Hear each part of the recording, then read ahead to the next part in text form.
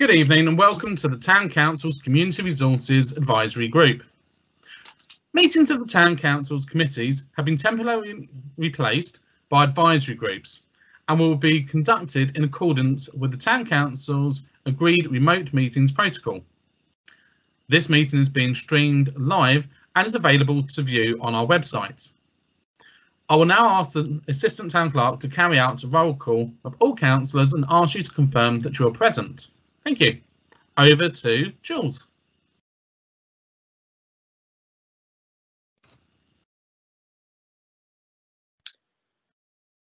Thank you, Chair.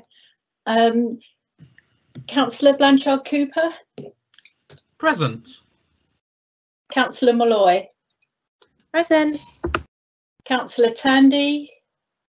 Present. Councillor Tilbrook. Present. Councillor Turner. Present. And Councillor Dr. Walsh. Present. Councillor Woodman, just check. That's no. Thank you very much, Chair. Thank you. Councillor Woodman has sent apologies, which obviously will be an item 2. But mobile phones. Members are reminded to switch their mobile devices to silent for the duration of the meeting. Item 2, as I said, apologies. And Jules, I'm sure you're just going to confirm that it's Bob Woodman only. That's correct, Chair. Thank you. Moving on to the next item, declarations of interest.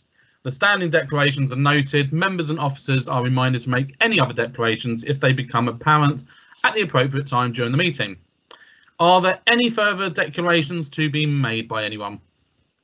Chairman, can I just ask that a standing declaration be added? I'm a member of the Littlehampton Harbour Board. That's noted. Thank you, Chair. Thank you. Thank you, James. Anyone else? Doesn't appear to be. Okay. Moving on to minutes. So if you turn to pages 4 to 11 in your agendas, you will find the minutes from the meeting on the 18th of March 2021. If everyone is happy with the minutes, these will be approved and arrangements made for them to be signed as a later date. This will be reflected in the minutes of this meeting. Is everyone happy with this? Agreed. Agreed. Agreed. Lovely. Thank you ever so much. We'll get those and have those approved and signed later. We're each going to have a day to do this, by the way. There's so much to sign now. There is lots to be signed, James. You're quite right. And I think we'll have to form an orderly queue. So item 5, Chair's reports and urgent items. Before I hand over to the Assistant Town Clerk for any urgent items, which I don't believe there are, I just wanted for the committee to, on behalf of the whole council, give thanks to Emily, who finishes with us tomorrow, but is moving on to become working with a group of solicitors, I believe. She started with us in 2019 as an apprentice and then continued her employment with us as a committee assistant. And she has been an absolute star in this role. I know that speaking to Jules and to Peter yesterday, that her help and support have been invaluable, particularly over the past year with COVID and support with IT and all the other parts of the role. So if I could just ask you all to agree that on behalf of the council, I know not everyone's here, but I'm sure, and I'm absolutely sure on this, all would agree that we're sending a big vote of thanks her way on behalf of us all. Agreed. Well done, Emily, and good luck. Definitely. Thank Good you. luck to her. She's an absolute star. I think she's going to have a bright future. I will move over to Jules, to Juliet Harris, that is, to see if there are any urgent items. There are none, Chair. Wonderful. So moving swiftly on to item here on sheets on pages 14 and 15. Standing order, urgent action. That's on the agenda, Chair. We'll move to that as we start the full business of the meeting. Oh, okay. Thank you. Okay, thank you. So, but thank you for that. Item 6, public forum. In accordance with remote meetings protocol, which has been introduced by the Town Council, any members of the public wishing to address the council or any of its committees during remote meetings should have emailed their submissions to us one clear day before the meeting. I will ask the Assistant Town Clerk to advise if there are any. Over to you, Jules. Thank you, Chair. There is one written question from Mr. Chester. And Mr. Chester states, with various parts of the agenda proposing some 12,000 flyers to be produced, distributed, and then thrown away and perhaps recycled. In this age of social media plus posters and lamppost banners, could we now abandon this wasteful way of promoting events? If I may, Chair, in response, we thank Mr. Chester for his question. The events report does indeed propose the continued use of flyers to promote the Town Council's events. The volume and effectiveness of this activity is reviewed each year, including opportunities to share costs with other local events promotions where appropriate. This activity is undertaken in conjunction with social media and the Town Council and Visit Littlehampton websites to target as wide an audience as possible. And it also ensures that those who don't have the technology can be informed of our events. But obviously the advisory group do have recommendations to consider later in the meeting and may well wish to consider this when discussing that item. Thank you, Chair. Thank you, Jules. And thank you, Mr. Chester, for your question. As indicated, this will come up within the procedures within this meeting, so we'll get on to discuss that at the relevant point. Item 7 is officers' report. So if you could please turn to your pages, which is page 14 in your agenda papers, and I'll ask the Assistant Town Clerk to take us through these reports. So over to Jules for 7.1. Chair. Just for clarification, this first item, the urgent action, these are undertaken by officers outside of the meetings and are there to be reported and must be reported according to our standing orders to the relevant committee as soon as possible. And in this respect, members have before them just confirmation of the booking of this year's speaker, hopefully for the sports awards later on in the year. And members are just asked to note that report, Chair. Okay, thank you. So moving on to 7.2, collections documentation project review, pages 16 to 74.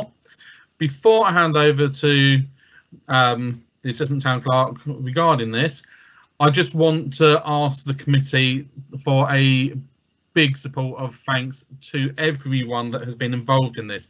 It has been a huge piece of work from its conception, from councillors initially actually asking for this piece of work to be done, through which I believe was back in 2015, after I had a bit of a visit to the basements of the museum and was speaking with various members from the museum to find out what needed to be done. I'd also like to thank the council itself and all the councillors and the officers for allowing this to go ahead, because it has been a cost, but it is a cost that was needed and is one that will be of much benefit to the museum for progressing in the future. It's making life much easier in respect of finding things, which means we can do far more. We can actually access many more different items and actually know what we have and create collections. So in that respect, I would really like a vote of thanks from the committee regarding this, and to personally, because it was something myself and Derek Chester, when he was a councillor back in 2015, both pushed to have this done. So on behalf of myself, and I'm sure on behalf of Derek Chester and the town as a whole, I'd like to thank all the fellow councillors and all that have been involved in it, from the people within the museum and the volunteers and the officers. So many thanks. I'm sure you'll all agree with that. Absolutely agree. Agreed. Agreed. Thank you. I will now hand over to Jules. Thank you, Chair. You kind of stolen my thunder there, and I'm sure it'll be appreciated. but there is quite a substantial report that members have before you, and Charlotte, our museum curator, is joining us this evening, and she's going to do a brief presentation which will pick out the salient points for members. There are a couple of recommendations there, the most important of which highlights the draft forward plan, which will guide our work going forward from the project. But I'll ask Charlotte to join us on the screen and get ready with her presentation, and she can take us through, Chair. Good evening, Charlotte.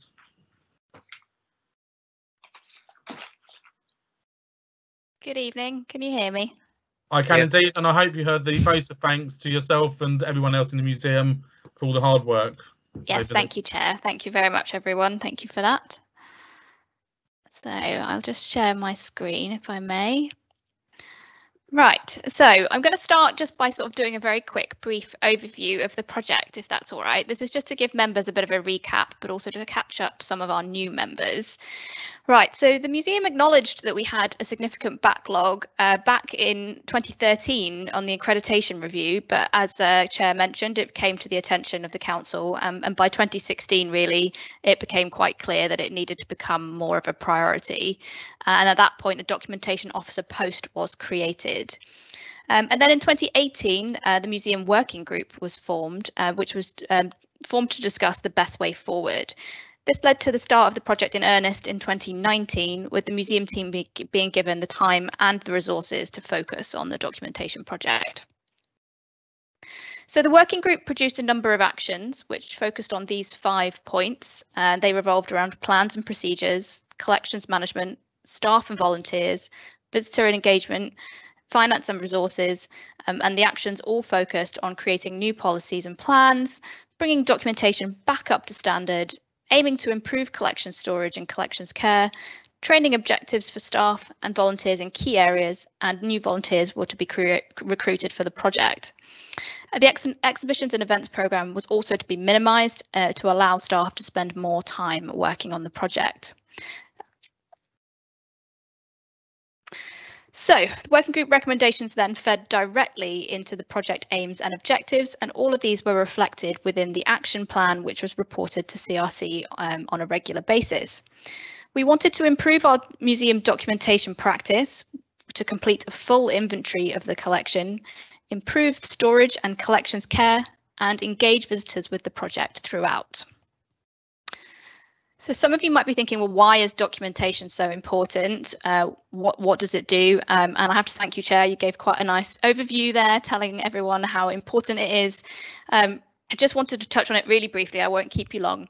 Museum documentation is the development and use of information about the objects within a museum collection and the procedures which support the management of the collection. Documentation is a core function of museum work. And is crucial for making the collection accessible and usable by the staff and the public. So this picture, which comes from ICON, demonstrates how important it is in the cogs of a museum. Documentation is a task that never really finishes. Museums should always be striving to improve their collections, documentation and knowledge. And once documentation is at a basic level, museums should then be aiming to add further information. And of course, as a museum enters or leaves the collection, documentation should be created or updated. So what are the challenges and the lessons that we've learned from this project? Obviously, aside from COVID-19, we did suffer a number of other challenges which all came our way, and these are all reflected really in the next steps and in the forward plan. We realised quite early on that it would be a lot quicker to be able to get through this process if we transcribed the accession registers. So we began the process of that, and we were also given some additional staff time to help with this, and we also used our team of volunteers. This was actually vital in the end to getting our volunteers working remotely, so it became really, really key during the pandemic. One of our other challenges was that we found it really hard to monitor our progress. We were often slowed by our ineffective monitoring and volunteers not knowing what box to do next or what had already been done. So we introduced a colour coding system, and it's now clear whenever you walk into a storeroom what has been done and what hasn't.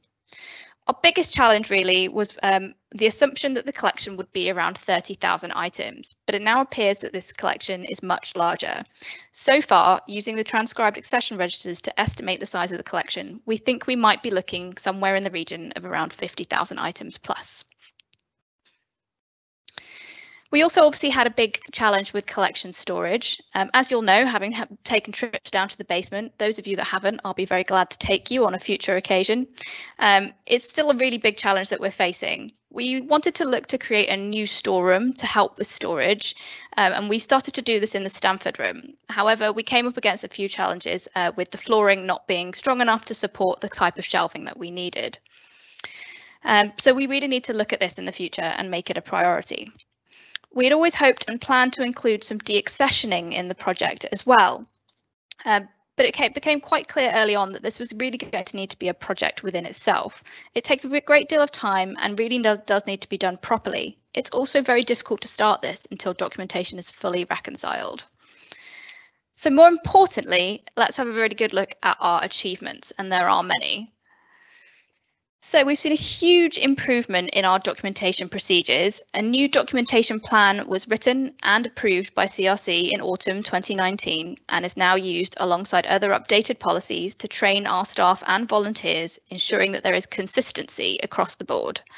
The whole team were also trained by Modes, who is our collections management system, giving us more confidence in using the museum database and putting all staff on the same level. Volunteers have also been trained to use Modes, but we've also created an appropriate spreadsheet for our volunteers to use, which ensures that all volunteers are able to contribute to the project. We've also hugely improved our collections care. As part of our policy updates, a new collections care and conservation plan was created and is now in use regularly. Shortly before the pandemic, we started training our volunteers to clean and began a programme of cleaning the gallery cases. We've also purchased new equipment as part of the project, which allows our conservation to run much more smoothly. This includes a conservation vacuum, new environmental monitors, and other equipment, which has made everything much easier in general. Overall, we've started to see the storage on the ground floor improve. We haven't yet tackled the basement, but that will be one of the next steps. We began a programme of starting to rehouse objects in the art store and the document store, as well as creating a new store in the Stamford room, even without the extra shelving that we wanted. So to give you a very brief example of how far we've come with this, this is a photograph of the document store back in 2019. You can see here it's obviously quite disorganised. There's lots of items on the floor. You wouldn't even know where to start if you needed to find something. So we started a programme to try and tidy this up. We trained up volunteers on how to rebox items, and we looked at how we could use this space slightly more effectively. So this is how it looks now. As you can see, compared to the previous picture, the floor is completely clear. You can now access all parts of the shelving and walk all the way around. You can see there's a nice new grey cabinet in the centre, which stores our negative collection, which is a much more appropriate way of storing the collection. And we've also started to replace boxes as well. You'll see that the larger beige archive boxes are now being replaced by smaller grey boxes, and we've also been doing this within the art store and, as I mentioned, in the Stamford room, and we also have a workspace within the Stamford room as well, which will be used in the future for our volunteers to work on collections management. Of course, our biggest achievement really has been hitting our goal of 30,000 items catalogued on Modes. We reached this goal just at the end of March 2021, and with staff and volunteers putting in a huge effort to get us over that finish line. You can also see here that the number of records created during the lifetime of the project increased, and generally we've added more in the years of the project than we have in previous years, which I think demonstrates just how successful the project has been. So did we meet our aims and objectives? We met the project target, of course, of 30,000 items on Modes, which we were thrilled about. But we've also completed over 93% of the actions that we had on our action plan. Anything which we did not mark as complete, we hope to continue these as part of our new forward plan, and you'll see those in my recommendations. Excuse me. We're also 55% of our way through our accession register transcription. We are continuing this. We hope to use our volunteers to carry on that project overall. So whilst we don't yet have a full inventory of the collection, what we have achieved within this project is a solid foundation moving forward, and there's absolutely no reason why we now won't meet that goal with the correct forward plan in place. So just to sum up and to look at the way forward, the new forward plan lays out our actions. These take into account any of the remaining actions from the working group, as well as my own recommendations about how we should be going forward. Going forwards, I think we should be looking at creating a more realistic programme of exhibitions and events, which balances staff time with collections care and public engagement. As well as the forward plan, the museum's key plans policy should be updated now that the project is at an end. A programme of disposals and deaccessioning should now begin, focusing on collections or objects that have full documentation present and that no longer meet the criteria of the collections development policy. A full storage review should then be completed and presented to CRC with options for the future. We should explore more thoroughly funding options and seek out grants to help meet with the aims and objectives of the forward plan. Along with the storage review, we should also make the collection storage a priority and look at how we can fund this work and ensure the longevity of the stored collection. Going forwards, I am suggesting that new accessions be presented twice a year to help museum staff balance the workload of new accessions alongside their duties, and then still also allow members to be informed and have their say about museum accessions. I'm also suggesting that at the start of the financial year, that part of the collections management budget is allocated specifically to items that need professional conservation. This will allow the museum team to create a priority list and know that each year they can arrange for items to be looked at by a conservator. External funding could also be used for this. A new archaeological deposition policy should be created to help deal with the vast amount of items coming in from developers in the local area. This will ensure that all archaeology coming in is correctly housed and catalogued, minimising the amount of work that the museum team need to do. Overall, this will help the museum to move forward, to continue to maintain the high standard of documentation that we've achieved throughout the project, and ensure that we continue to make improvements going forwards. That's everything from me, Chair. I'm quite happy to take any questions if anyone has them. Thank you, Charlotte, and that was absolutely brilliant. I think that was incredibly informative. I'll start the questions rolling. Firstly, I just personally wanted to say wow on the increase from 30 to 50,000 items. Who would believe a little museum in Littlehampton has so much? But when we consider the amount of photographs and things like that, that is a huge amount. So a massive well done regarding that. I also wanted to applaud the efforts that have been made. Looking just at that one room, I remember going in there and thinking, how on earth does anyone find anything in there? So that is. I thought the same. So yes, it's a marvellous piece of work. I will now hand over to the committee. So first of all, we have Councillor Turner on the list who would like to speak.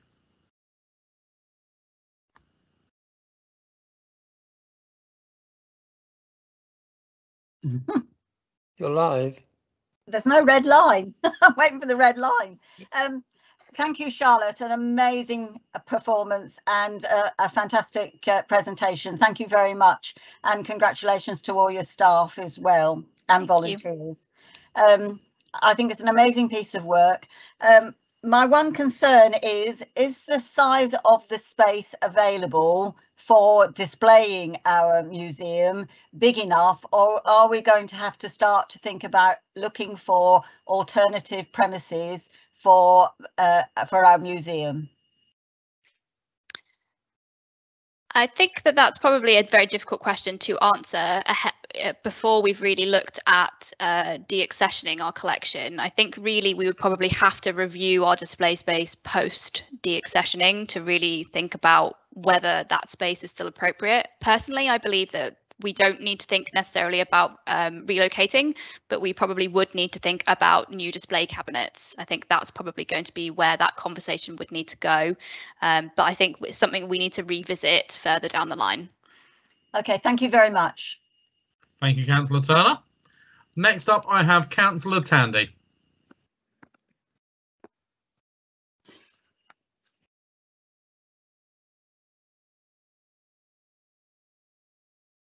You're live. Thank you, Chair. I see what Councillor Turner means about the red line not appearing when you're speaking. My question is actually very similar to Councillor Turner's, but it's not to do with display, it's more to do with storage. I remember when we went down there, I think we were all shocked at just how much was crammed into a very, very small space. And so my question is simply is as we've developed this, and I know we're about to start, if we approach deaccessioning, are we confident that we have enough storage space? Because obviously we can never display everything we hold. Are we in a position where we have got enough at Manor House, or do we need to potentially longer term start looking for additional storage capacity elsewhere? Thank you, Chair. Thank you. That's a good question, and definitely one I really want to be revisiting as part of the storage review. I think that we are going to have an issue with our storage, and that's one of the reasons that we really wanted to create further storage within the Stamford room, which wasn't unfortunately an option. I think potentially we may have to, depending on how deaccessioning goes, but things like looking at some of the things we can immediately transfer to other museums. So, for example, in the basement, there's quite a great deal of archaeology that could be transferred straight over to Worthing Museum, just where it no longer sits within our collecting area. So there's not an easy answer to say, yes, we definitely will need to look at storage, but I think it's likely that we will, and I will have to wait to see how the collections review goes to answer that in full. Thank you, Charlotte, and thank you, Councillor Tandy. Next up, I have Councillor Walsh. Thanks very much, Chairman. My first two questions have already been asked by Councillor Turner and Councillor Tandy, so I won't repeat them. Thanks for the answers on those. The success of a museum depends upon not acquisition, but storage, accessibility, and knowing that where everything is, so that if it's not on display, it can be brought up quickly for somebody who wants to have access to it. Are you happy that when such requests are made, they can be dealt with in a timely way, so people who are doing research projects or whatever can access whatever they need? Yeah, really, that's it. It's a very good question. And actually, I have to say, we've already seen a huge improvement. And one of the amazing things about having to suddenly work from home was realizing how much of a benefit the project has been to being able to access our digital collection. So yes, definitely, I'm happy that we're able to access things when we need them now. And as the storage is improving and as we're making that more accessible for ourselves, it's actually still easier to go and find things that aren't digitized yet. So yes, I think overall that's a yes. I'm very happy with how things have improved. And my second question, which you alluded to when you said there'd be a lot more items had been discovered that we weren't quite sure that we had. So the upping from 30,000 to 50,000. How long do you think it's going to take to digitize and properly record those remaining items? So I've kind of addressed this within the forward plan. I foresee that work taking place within the lifetime of that forward plan, which is a 5-year forward plan. So I'd like to be able to set a specific sort of goal for each year and look at using volunteers and staff to achieve that. That's fine, because I think it's very important to have that end point. Otherwise, we know we will have material there that we think we may have, know that we may have, not sure where it is, and it may not be accessible. So to make it a really 100% valuable community resource, that needs to be done. I'm content with the 5 years as long as we stick to it. Thank you. No, that's fab. Thank you. Thank you, Councillor Walsh. I don't believe I've got any more questions. I do have a couple more bits I'd just like to say myself. I'm sorry, I am very passionate about the museum on this. One, I would just encourage, as Charlotte did earlier, any councillors either present here tonight or within the 15 that we have sitting, to visit the basements. It really does open your eyes. I would like to book myself in as well, so I will be in touch. On that note, Charlotte, I will forget if I don't do it now. Would you be able to email me within the week to arrange to get together with you and speak about some ideas regarding some future displays and such, including one which I might be able to do myself for you. If nothing else, I would like to say COVID has thrown many things at us over this past, well, nearly 18 months now. To hear that actually there's been something that's recognised as a positive, the fact that this whole piece of work really did come about, but actually was a brilliant thing to have in place during that pandemic, I think it's actually quite a good thing. It's highlighted why this sort of work is important, and for the future ongoing of the museum. So it's nice to actually have a little bit of a positive spin on COVID sometimes. So we need to find the silver linings and such. So thank you for that, Charlotte. I am going to hand over to Jules because I believe there are 3 recommendations which I'm going to ask her to go through. And because I'm sure she will go through those wonderfully. Thank you. Thank you, Chair. And there are 3 recommendations, and that's on page 16 of your papers, members, following on from Charlotte's presentation and the questions and answers, which she more than adequately answered for you. The recommendations are the first there is to acknowledge that the project has achieved its objective, which we feel is important because members were key in ensuring that the resources were made available to get this project up and running, and puts us in a much better place for the future activities in the museum there. So members are asked to acknowledge that aspect of the project. Are we all content with that? I think we are. Agreed. Agreed.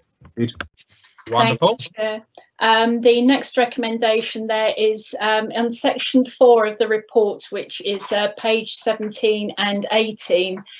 Charlotte has set out the key post-project actions in summary, which we'll be taking forward, and they're fleshed out in the forward plan. So again, members are asked to approve those actions, and that will serve as the action plan for the service going forward. Agreed. Agreed. Agreed. Agreed. And last but by no means least, the document which I would encourage members to have a good look at from time to time. It is quite extensive, and that's the nature of the beast here.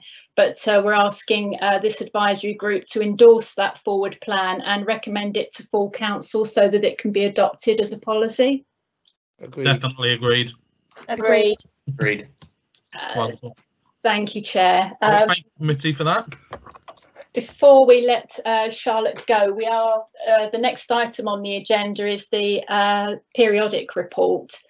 I didn't know if you'd like Charlotte to just stay, just in case there are any questions. I think that would be great, and it's lovely to have you here, Charlotte.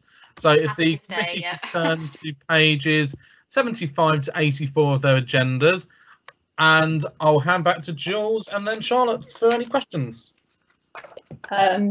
Not a great deal to say here, Chair.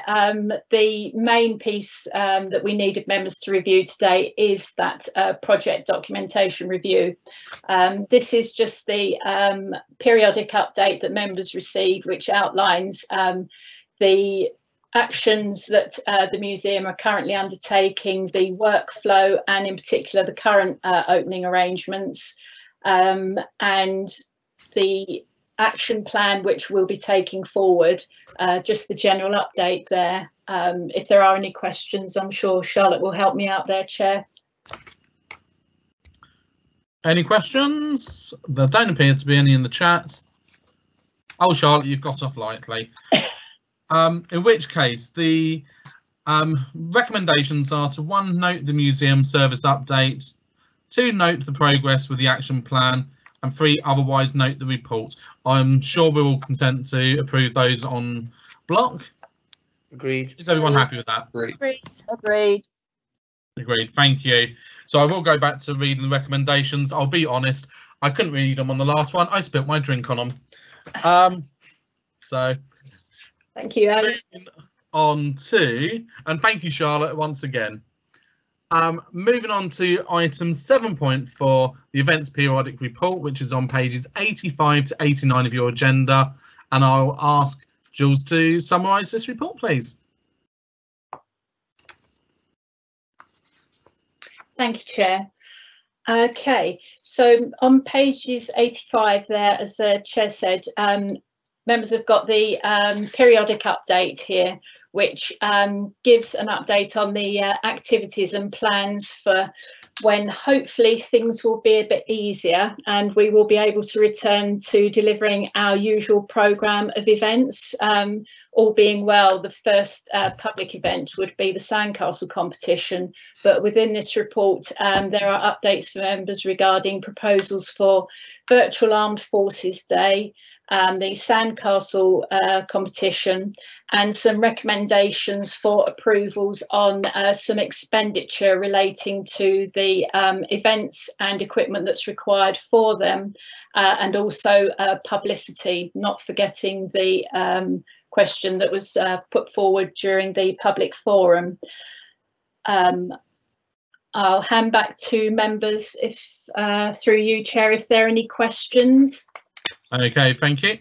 So, do we have any questions? I can see Councillor Freddie Tandy is typing. So, Councillor Tandy.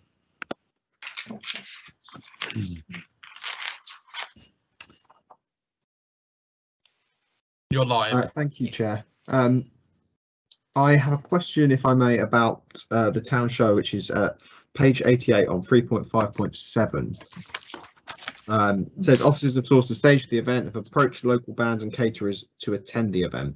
A clarity, and this is not meant as a criticism for anyone who is appearing and has appeared in the past, it is how do we approach people? Because is it a public? Because I've not seen anything public. Because I'm just wondering, because given the pandemic, one of the good things that perhaps has come out of the pandemic is lots of people have started kind of startup businesses themselves in the area, and I'm just wondering if there's a way that they can get involved, or whether, like, do we have a way of getting or giving people the opportunity to say, I've started a catering business, can I get involved?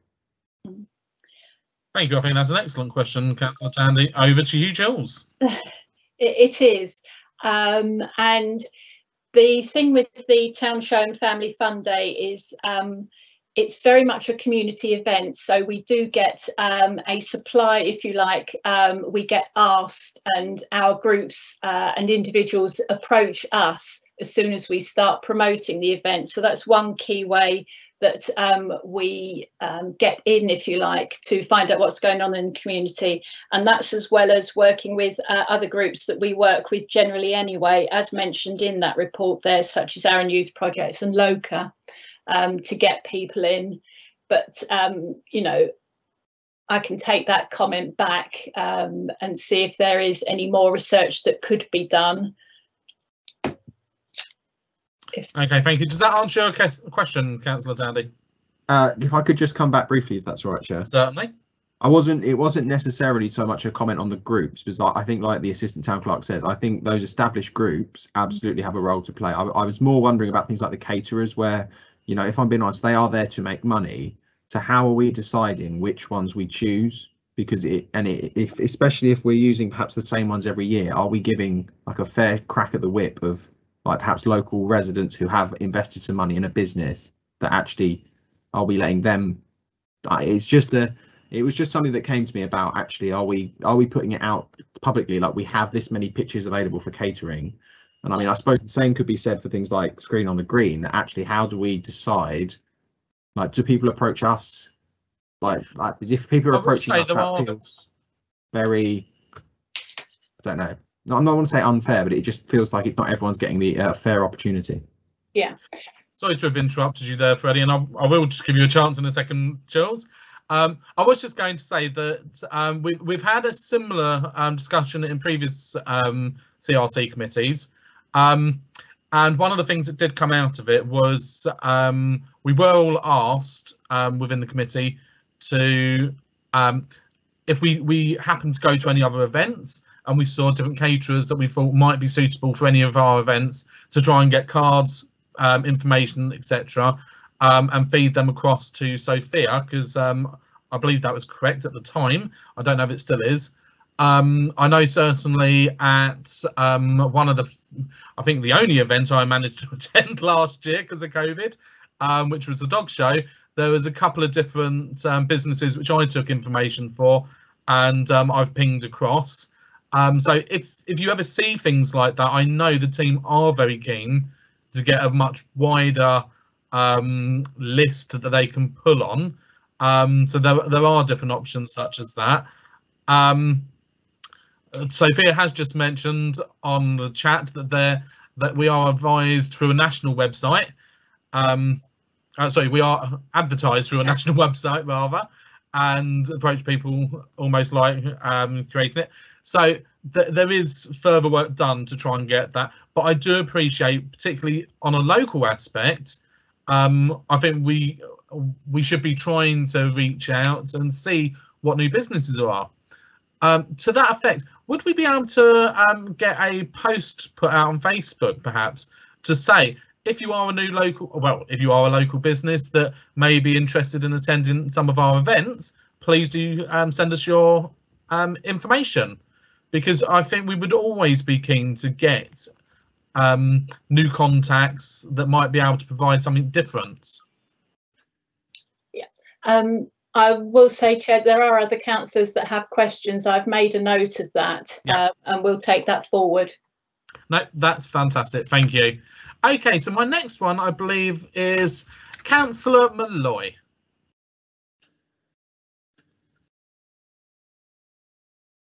Hello. I don't know if you can see me yet. Yep. Yeah, you can. Cool. I think both of mine are almost based around marketing. And the first one is about the mention about the flyers that we have printed. And it's really annoying that we do have flyers printed, but for any marketing to be really effective, we need that continuity of getting it out across all the channels we've got available. So I wouldn't want to see the leaflets stopped in any way or the flyers stopped in any way, but we could always look at more sustainable ways, like using less glossy options and stuff like that. I agree that we could look at it and say, oh, we're using fully recycled paper or something if it's an option, but I think we do really need to have it. And the other one is, we may already do this, so you're going to have to tell me if we don't. It says in 3.3.5 about the marketing and doing a paid promotion for social media. With our paid promotions, I don't know if they're static images or if we do little videos, but actually short video clips are more effective. And I wondered if it's not already in place, perhaps on some of our events this year, we could set up some casual filming of the event as it goes on to ready for next year's advertising, if we haven't already got it in place for this year. Certainly, that's noted, Chair, and we can take that forward. Thank you. I will just say on the note of the flyers, just for Councillor Malloy, I believe I'm correct in saying they are recyclable. And one of the things I was going to ask for is, could we include a line at the bottom asking people to please make sure they are recycled. Going back to 2016 from memory, I did have, God, I can't believe I'm actually remembering this far back. I believe I did have similar conversations with the officers at the time about the need for them, and certainly about the quantity. And one of the things that came out of that was we was monitoring more carefully how many were used to ensure that we cut down accordingly, because I do believe that from memory, I believe it was about 20,000 in 2016, and that is purely from memory, so please don't quote me. But I do believe the officers have done work to try and make sure that we're being as economical for money, but also doing all we can to ensure that we're minimising the impact on the environment through the printing of those. So I do hope that puts some minds at rest on that particular aspect. But thank you for your questions, Councillor Malloy. Next up, I have Councillor Turner. I'll tell you when you're live. You are live. Thank you very much. Thank you, Chair. Well, two things to say. One is in agreement with Councillor Malloy about the flyers. I think we've got to have flyers and they do need to be recyclable, and a note along the bottom saying please recycle or put into your recycling would be very useful. In addition to that, what I was thinking about was in terms of the local providers of whatever the business is, could we at the town show have like a pin board where people who have got local businesses can pin their own flyer or business card to the pin board? We can have a disclaimer saying that these are not being endorsed by the council, but they are people who have got businesses in the locality that people can source. And so we could have this amazing pin board with lots of people's business cards or flyers on display that people could write down the information from and make use of themselves. I don't know what other people's view on that is, whether they think it's a good idea. Okay, thank you, Councillor Turner. I believe we've got some comments coming through from from Sophia. If I may, Chair. Sponsorship. Yeah, quite right. Over to Jules for a moment. Yeah, if I may, I appreciate where Councillor Turner is coming from. The Town Show and Family Fun Day is all about the community, but most importantly, it is a forum for our local groups, our local voluntary groups in particular, to showcase what they're doing in the community, and as a vehicle for them to promote their activities and also membership. And the other balance that we have, you mentioned sponsorship, and Sophia is with the communications team. One of the key things that they do is we invite local businesses to support that activity and our community by sponsoring activities if they can, using the town show as well. So in terms of exploring how much further you could spread this, we do rely a lot on word of mouth and getting the word out there anyway, but we do need to have that balance there. It's about our community groups and what's happening with those as much as anything else. So we'd need to take a view on that before taking it further. Can I come back on that, please? Yeah, please do. I don't know whether anybody's ever watched the Hairy Bikers, where they do Mother Knows Best, and people bring in their recipes and pin them to the board, and people write down the recipe. And that was the kind of thing I was thinking about, that if it was a local business, they could pin their card to the board, and then it's something that that the public who are there to see whatever the town show has on display, but it also promotes the other local businesses, and they could write down the information and take it away with them. Whether they proceed with it or not is another thing, but it's a way of promoting other businesses in the area for them to be visible. Okay, thank you, Councillor Turner. May I suggest, Jules, could it be fed back to Kieran as a suggestion to be explored? We can certainly explore it. As I said, the balance is the sponsorship, so it would need to be looked at very carefully. Yeah, I think that's the best thing to do, is for Kieran to explore it, and as he's not here tonight to be able to comment, I think that's the best way forward on that. So I hope that answers that for you, Councillor Turner. You are muted. Lovely, thank you. Thanks. Thank you. Okay, next I have Councillor Walsh. Thank you. I was going to support Councillor Turner on that. I think it's a good idea, but it has to be made plain that it's not endorsement, and there would have to be a size, so we couldn't have a huge poster dominating the board. They would have to be business card size or something small like that.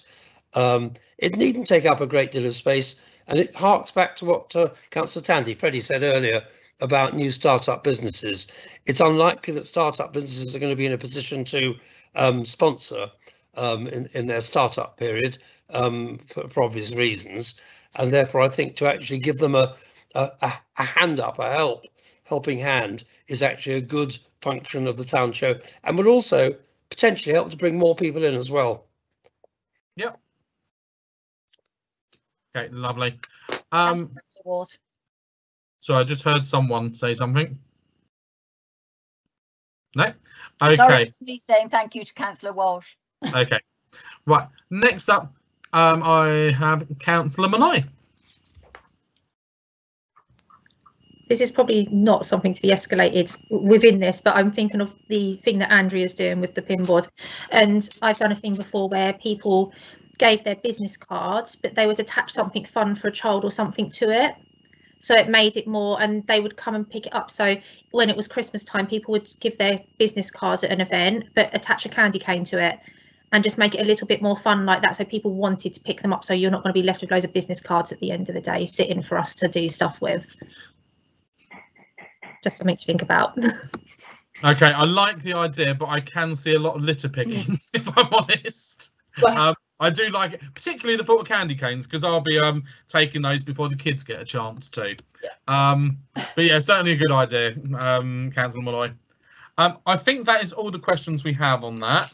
So I'll move over to the recommendations. I'm going to take these one at a time.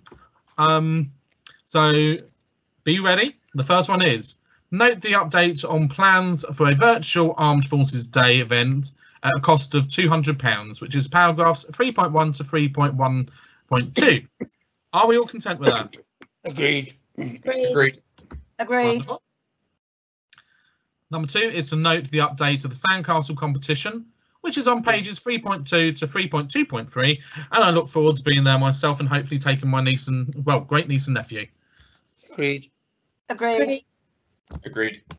Wonderful. Item 3, approve the quote, sorry, not item 3, but recommendation 3, approve the quote of 1, which is the recommended one, number 1, of £1,900 for generator for the hire at Screen on the Green events, which is paragraphs 3.3.4. Agreed. Lovely. I should have done these on block by the sounds of it. Item recommendation 4 is approve the recommendation for delegated authority to be given to the town clerk in consultation with myself, the chair of the Community Resources Committee, regarding the design and print of flyers for the Screen on the Green and Town Show and Family Fun Day events.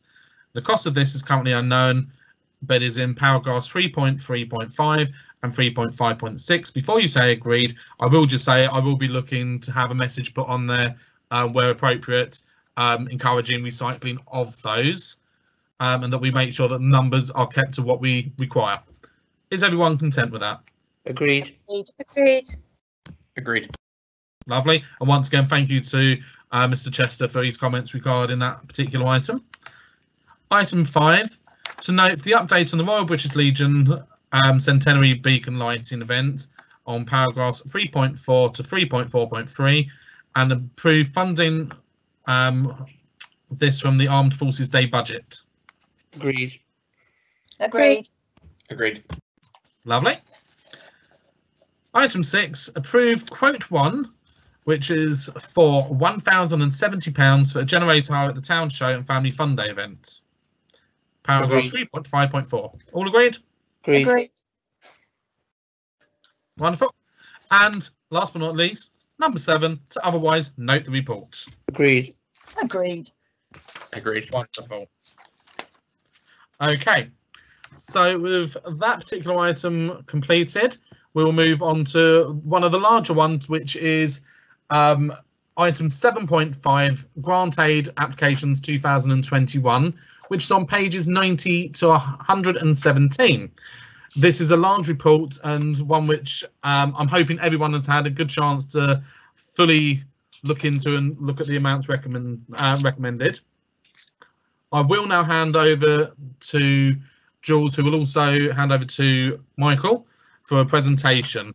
So over to you, Jules. This feels a little bit like doing the news tonight. Over to you, Jules. thank you, Chair. I feel redundant. Never. I won't go into the report in too much detail, as Mike is going to join us in a minute, and he will present a summary of this year's programme.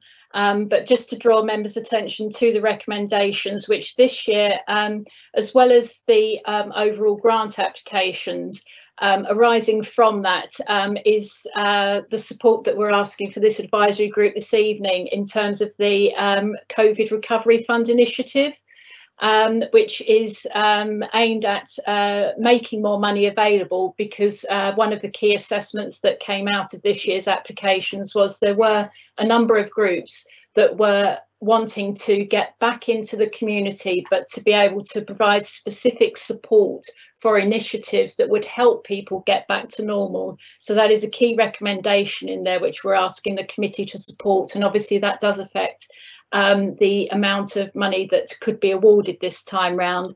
And then lastly, we've got a couple of additional requests to extend on grant aid funding that was given last year, where the groups have been unable to. But I'll hand over to Mike now through you, Chair, and ask him to start his presentation. Thank you, Jules. But just before we hand over to Mike, I've got a question come up from Councillor Walsh. Is that for now or for after the presentation? Just to check. It's for after the presentation. Lovely. Thank you ever so much, Councillor Walsh. It's about the process. Lovely. Thank you. Expediting the process through the council. Okie doke. This evening. Thank you. So I'll pass over to Michael. Thank you, Chair. And good evening, Michael. Evening. So just checking that everyone can see the presentation showing. Yeah, it's on screen and very clear.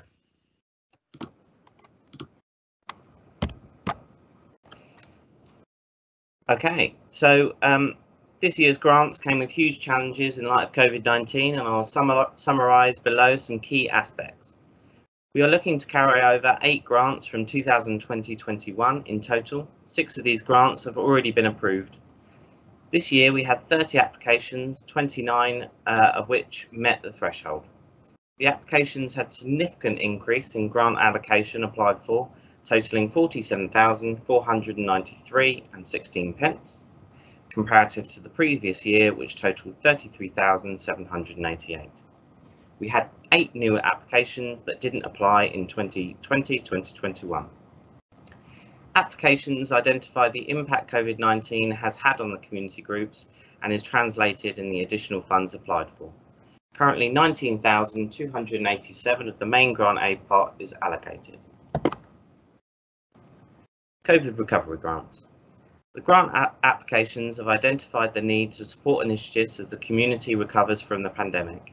It is proposed that 5,000 of the grant aid programme is ring-fenced to match with 5,000 from the main grant aid fund. This is to offer increased funding, support groups specifically addressing issues brought about as a result of COVID-19 and supporting residents to return to a new normal. Currently, all 5,000 of the recovery pot is allocated and matched from the main grant programme. Not all groups are currently up and running, and as such, not all required information is in place. This will be requested prior to any allocation. It will be made clear to all groups that extensions granted in 2020-21 came about due to exceptional circumstances. The ruling on allocation spend within 1 year will be reiterated. Groups that require ADC authorisation for an event will only receive allocation once relevant permissions have been granted. I will liaise with all groups throughout the coming year and provide this committee with feedback on how the monies have been spent and demonstrate the benefit this has had to the community. Grants offer help and support to some of the most vulnerable in the community that tackle a wide range of needs. Grants will enable groups to continue functioning and adapting as we come out of the pandemic. Some groups have direct impact on improving tourism and promote activity within Littlehampton. When full allocation has not been given, we will ensure Littlehampton Town Council offer support and advice where possible. Due to the high demand for the scheme, a basic rationale in assessing grants was a reduced allocation for the below reasoning: marketing, general maintenance, covering running costs, groups' ability to access other funding. Total allocation for this year's programme, inclusive of the COVID Recovery Fund, is 24,287. This is an increase of 3,287 on the previous grants aid programme. I will now run you through the allocation suggested for the year's grant aid scheme. Narrative on the purpose of the grant is held within the papers, pages 93 to 114. First Week Brownies application was for £316. The suggested amount is for £150 from the main Grant Aid programme and £150 from the COVID recovery scheme. Air Ambulance requested £500. Unfortunately, this did not meet the criteria and therefore no allocation is suggested. Arran Veterans and Armed Forces Breakfast Club asked for £408.75 and suggested amount is £300. Arran Youth Aqua Centre asked for £1,360, suggested amount is £800. Cancer United asked for £1,792.50 and the suggested amount is £1,000. The Caterpillar Club asked for £300, suggested amount is £100 from the main Grant Aid programme and £100 from the COVID recovery programme. Creative Heart asked for £4,000, suggested amount is £2,000. Cruise Bereavement Care asked for £3,450, suggested amount is £1,325 from the main grant programme and £1,325 from the COVID recovery fund. Fair Divide asked for £1,609.91, the suggested amount is £900. Friends of Lobswood asked for £1,500, the suggested amount was £348. Homestar Arran asked for £1,800. The suggested amount is £200 from the main Grant Aid programme and £200 from the COVID recovery scheme. Howard Lord Tennis asked for £940. Suggested amount is £470. Littlehampton Churches United asked for £2,000. Suggested amount is £900 and COVID recovery fund £900. Littlehampton Concert Band asked for £2,000. Suggested amount of £1,000. Littlehampton Cricket Club asked for £1,000, suggested amount allocated is £400. Littlehampton Heritage Railway Association asked for £1,000, suggested amount is £800. Littlehampton Rugby Club asked for £1,140, suggested amount is £700. Littlehampton Sea Cadets asked for £2,000, suggested amount is £1,000. Littlehampton United FC asked for £3,000, suggested amount is £1,000. Littlehampton Waves always struggle with this one. Littlehampton Lifesaving Club, £863, suggested amount £650. Men Walk and Talk asked for £3,000, suggested amount is £650. My Sister's House asked for £329, suggested amount is £329. Point Rocks asked for £200, suggested £200. Shop Mobility asked for £4,000, suggested amount is £500 from the main Grant Aid scheme and £500 from the COVID recovery scheme. St Barnabas asked for £940, suggested amount is £940. St John's Ambulance asked for £1,000, suggested amount is £250 and COVID recovery is £250. Sussex Steel asked for £1,000 and suggested amount is £500. Totson Tuesday asked for £500, suggested amount is £250 and £250 from the COVID recovery fund. Treasure Basket is £3,900, suggested amount is £1,325 with a COVID recovery of £1,325, and UK Harvest is £1,644 with a suggested amount of £300. And just say I noticed a spelling mistake on St Barnabas there, so apologies for that one. I got that wrong last year. I can't believe I got it wrong again, but there you go. I'll hand it back to you, Chair, if there's any questions in relation to the Grant Aid scheme this year. Thank you, Michael. Thank you for a great report. So I do have questions. The first one comes from Councillor Walsh. Well, Chairman, I wanted to thank Michael and everybody else who's been involved in producing these recommendations, because having sat for many, many hours over the years going through these, I know how difficult it is, and to actually produce a workable list like this that actually, I think, very fairly divides up our necessarily limited resources in as fair a way as we can is a superb way forward. And I would like to propose that rather than us trying to second guess and going through each one saying, well, let's up that one, let's down that one, let's stop, let's change all the recommendations. I would like to propose that we accept the recommendations that are before us en bloc and actually approve them as the way forward. Thank you, Councillor Walsh. Similarly, I was actually going to suggest the same myself. I would just like to see if there's any questions first relating to any items, well, any different ones on there. But I do hope we'll be able to take those on block because, as you quite rightly said, a lot of work has gone into this, and there's a lot of consideration given to the different types of aspects of how the money will be split.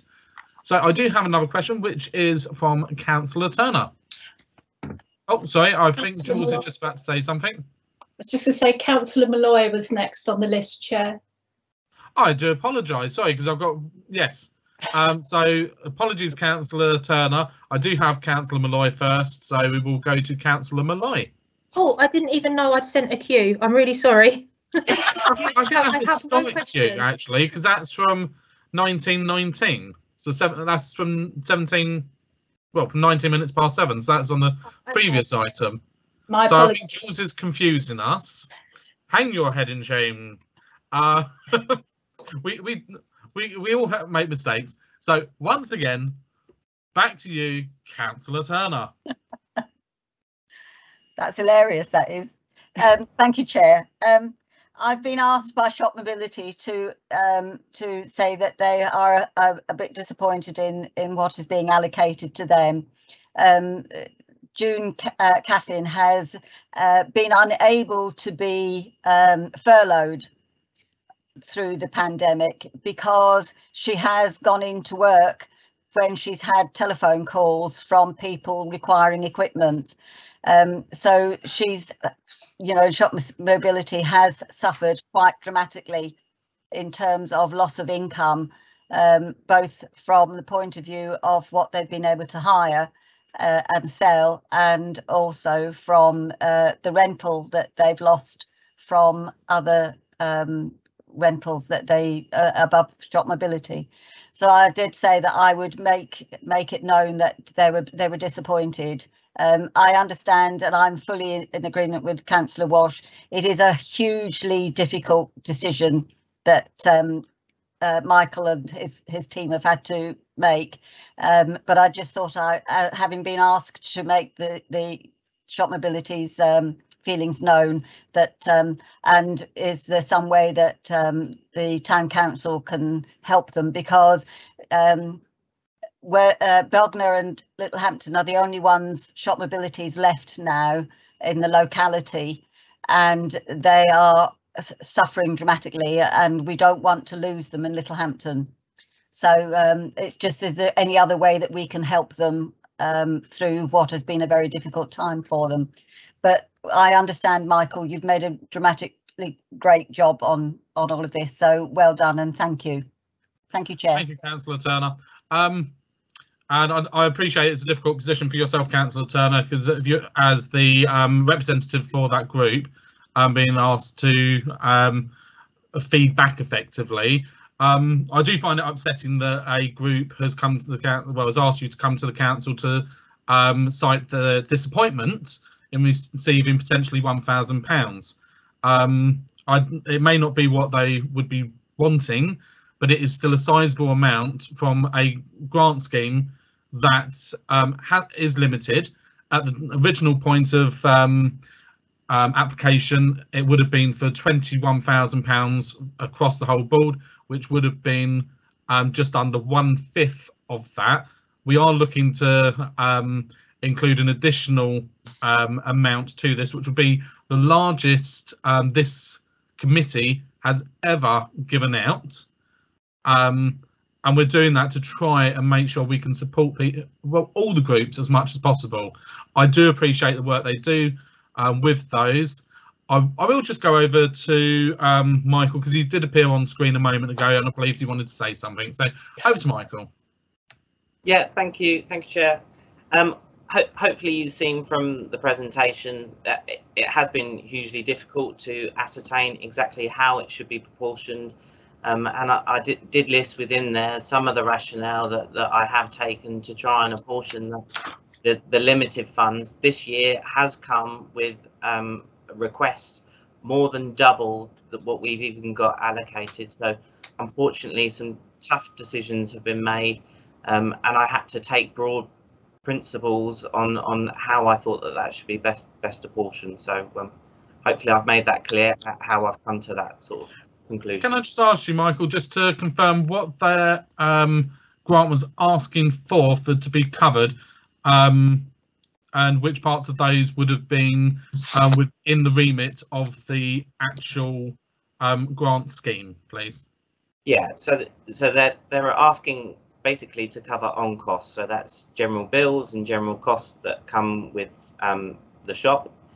It's not an exclusion from the grant aid, and there isn't anything specifically within the grant criteria that would exclude that. However, I did include that in on costs, and unfortunately that would result in a reduced allocation. Okay, so hopefully, Councillor Turner, that will explain the rationale for the amounts. Yeah, I fully understand. All I was doing was raising the fact that it had been raised with me as their council rep, that they'd asked for 4,000, they've got 1,000. They're not poo-pooing that in any way. It's just that it is a business within Littlehampton that generates a lot of footfall and does a lot for vulnerable people by providing facility for them. So that was purely what it was all about. No, and I do appreciate that, Councillor Turner. And I do understand the difficulties that Michael's had. But that's why I just wanted to make sure that we did have an opportunity to fully explain all the rationale behind that for that particular item. Yeah. I believe Jules has put on here, if I may. So Jules might want to just add something to this. Yeah. Only really to support what Mike said. The sheer amounts that are being requested this year are far in excess of what we have seen before, and it has been very difficult. And where organisations have come forward with what was the clear distinction this year has been where we've had groups that have come forward with things that will specifically target areas in our community that have lost support, and where they will be able to help in particular ways.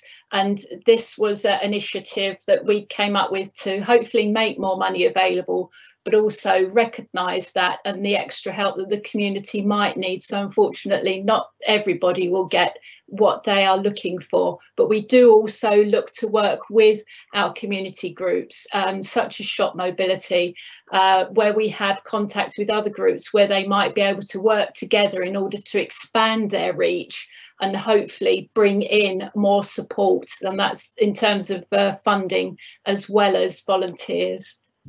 Thank you, Chair. Thank you. And thank you once again, Councillor Turner, for bringing that to our attention. Thank you, Jules. I'll move on to, oh, sorry, I've got Michael waving at the screen frantically.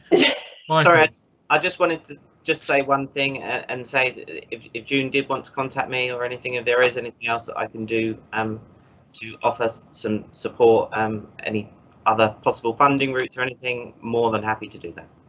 That's brilliant. Thank you, Michael. I'll tell her. Thank you. Okay, moving on to Councillor Malloy. I was just wondering, this isn't a feel-good story. We give out these grants anyway, but can we do some sort of a post on Facebook to say that we have given out XYZ amount of money to groups for this reason, just to let people know we are feeding back all this into the community? Just for clarification on this, Councillor Malloy, we always do that. We will always do some sort of press release and publicity around this, which will include Facebook posts, something in the local paper. We also do ask all of the groups to acknowledge the Town Council in anything that they do to acknowledge the grant that they've been given, particularly if it's around the item that it's supporting. Myself, as with one of my other hats on as chair of the Friends Amusement Park, we haven't applied this year, so I can say that. We have previously always made sure that we've put the town logo and a thank you up on our Facebook page, and included a notice on our notice boards and things like that. So I would also say on that note, Councillor Malloy, I would encourage any groups watching this to please do that, because it is good that the Town Council does get that recognition as well by passing that money over, which, as much as it is our council passing that over, it is also needs to be recognised that is the residents' money that is being passed over, and we thank the residents for the tax that they pay for being able to do this for our community. So I hope that answers your question, Misha. Fabulous, thank you. Fantastic, thank you ever so much. I don't appear to have any other questions popping up, which is okay. I'll just give everyone one last chance to put a Q in the box. No. Okay, so moving on to the recommendations then. So the first one is on page 90. Consider all grant applications received on Appendix A and in accordance with the decisions made by the full council on the 29th of April 2021 to delegate authority to the town clerk to agree the final grant awards for 2021 to 2022. Is everyone in agreement? Agreed. Agreed. Agreed. Wonderful.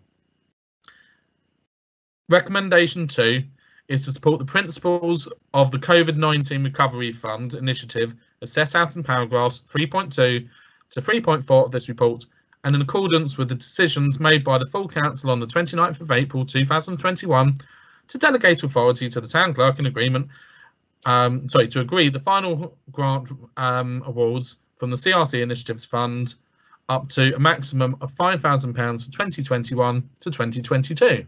Agreed. Great. Wonderful. Yeah. I'm just seeing Jules throwing her pen about. Was there something you wanted to add there, Jules? Not at all, Chair. It's just if you were coming on to the last one, they are on page 117 of members' papers, and that's the extensions that we're asking to be considered. Thank you ever so much. So recommendation 3 is to consider the 2 additional requests for an extension of the grant aid delivery for groups shown in Appendix C, and in accordance with the decision. I'm not going to repeat that again. You've already heard it a few times. So is everyone content with that? Agreed. Agreed. Agreed. Wonderful. Okay, in which case I believe that is all for that item. Thank you, Chair. That is wonderful, and thank you everyone for the support on that. And I will just add, with the grant applications, there, as noted, there is a lot of work that does go into this. So I would like to thank Michael for that, and I'm sure the committee agree with this, and also the other officers that are involved. So a big thank you, Michael, and everyone else. Thank you. It's not an easy job. I remember Rosie pulling her hair out with it sometimes. I would also just say we're all out in the community, so do make groups aware of these grants. I do remember back in 2015-16, we didn't have half the applicants we have now. So it's great to see this being recognised more and more people applying, well, groups applying for it. So thank you. Moving on then, so I've just lost my space on here. Item 7.6 is the Community Resources Officer's report, which is on pages 118 to 125. I'll hand over to Jules to summarise. Over to you, Jules, in the office. Thank you very much, Chair.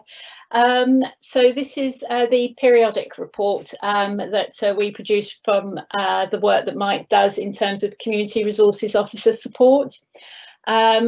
There are a number of updates for members to note there regarding progress on various projects, namely the allotments, and in particular quite excited to note that we have now got work started up at Worthing Road on the additional church land allotments that we've been waiting for some considerable time. There's also updates for members to note in terms of where we are with both the Rosemead Park trees and floral contracts, which will be going out shortly, and also notes of the Christmas lights working group and improvements that we hope to make to this year's display with the same contractor, and preparations for the tender for that contract next year. One key recommendation that I do have for members does relate to the work on the church land allotments up at Worthing Road, and that is just to seek delegated authority to allow us to continue working with a developer and any minor changes that might be required to the basic plan. You mentioned that it wasn't too clear in the papers, so on the screen we've got that plan displayed, and I'm just seeking that authority which will enable us to deal with any minor changes so that we can keep that work going and not delay it any further. Happy to take any questions, Chair. Okay, thank you for that, Jules. First question is from myself. I know I requested a more digital copy of the plans. Was that emailed out to all councillors on this committee? If not, can it please be emailed out so that everyone can see it slightly more clearly at their own leisure? That'd be wonderful. We will do that, yes, Chair. That's fantastic, thank you. Do I have any questions? There's none appearing in the box. I'll just give you all a few seconds to pop in. 3, 2, 1. Okay. I just wanted to welcome the report from the Christmas lights, because I think it makes a lot of good sense. Fantastic. Thank you, Councillor Walsh. Anyone else? No. Right. Okay. So we'll go through the recommendations, and I have to say, quite rightly, the Christmas lights working group's been quite a fun one, and I'm sure Jules is really eager and looking forward to find out what we can produce. Yes, Chair. She knows that she has a few councillors that are slightly obsessed by Christmas. Thank you, Jules. Okay, so item 1 on the recommendations is to note the minutes of the Christmas lights working group held on the 13th of May 2021. The second, sorry, I'm going to take all these on block if that's all right with everyone. The second is in accordance with the decisions made by full council on the 29th of April 2021 to delegate authority to the town clerk to agree any minor changes that might be required to the layout of the church land on the allotment at Worthing Road to complete the scheme, and to 3, otherwise note the content of this report. Are we all content to agree those 3 recommendations? Agreed. Agreed. Agreed. Agreed. Agreed. Wonderful. Thank you. Okay, moving on to item 7.7, which is policy recommendation. I'll hand over to Jules. Over to Jules in the office. Thank you very much, Chair. This is an item that's just on the agenda, and it has arisen following a query and a suggestion from the Mayor, who is with us this evening. And there have been some conversations and items that have come up during the last few months and following on from the priorities that this council has agreed. And the proposal is that we, as a town council, adopt the following policy, which is that supporting the provision of access to all facilities in the town for people of all abilities. And it's felt that by making that a policy, it strengthens the commitment that the council is already showing to ensure that accessibility is first and foremost in its decisions. And if that is supported by this committee, it will go to P&F on Monday with that recommendation. I'll just hand it over to yourself, Chair, if there are any questions at all. Okay, so as Councillor Walsh has also said, I think that we're all going to be in agreement for this. It is something that personally I'm particularly passionate about, and thank Councillor Malloy, the Mayor, for putting this one forward. So I'm just going to go for it and say, because we're not getting any questions up on the screen, so is everyone in support of this? Agreed. Agreed. Agreed. Agreed. Wonderful, I believe that was unanimous. So well done, Councillor Malloy. Or Madam Mayor. I should be calling you Madam Mayor, I think, really. So I do apologise for that. I'm so used to it. Okay, so we'll move on to item 8 now, which is finance. So 8.1, committee budgets and monitor, which is on pages 126 to 132. So I'm going to hand over to Jules to summarise. Very briefly, Chair, this is the periodic budget update that every committee gets. This particular one gives you an end of year picture for the last financial year, which came to an end on the 31st of March, and that makes up the bulk of the reporting that's in there. and section 4 of the report highlights the position to date, but it's fairly light, being the first quarter, which is not quite at an end, even as it wouldn't be until the end of June, but just gives members a heads up on where we are at the present time. I will say happy to take any questions, but if I can't answer anything, then I will come back to members. Thank you, Chair. Thank you, Jules. I'm going to come up with loads of questions now just to put you on the spot. No, not at all. I'm just looking. There doesn't appear to be anyone putting any questions in. So I'm going to just ask that we note that report then. Agreed. Anyone else, Green? Agreed. Lovely. Agreed. Sorry, I should have said that was a recommendation, so apologies. Okay, so that is the end of the meeting. There is no exempt business. I'd like to thank all the staff for their support throughout the meeting and to the members of the public for their patience. Before I bring this meeting to a close, I would like to just once again thank everyone who's been involved in the various different reports. I actually believe this to be one of the best meetings we've had in a very long time, and that is that is a recognition of the hard work that all of our officers do, and to our councillors for making sure that they've come to the meeting well prepped. So a huge thank you to everyone, and I will end this meeting now at, I don't know what the time is, 7:56 p.m. So thank you everyone, and have a wonderful evening. Take care. Thank you, Chair. Thank you.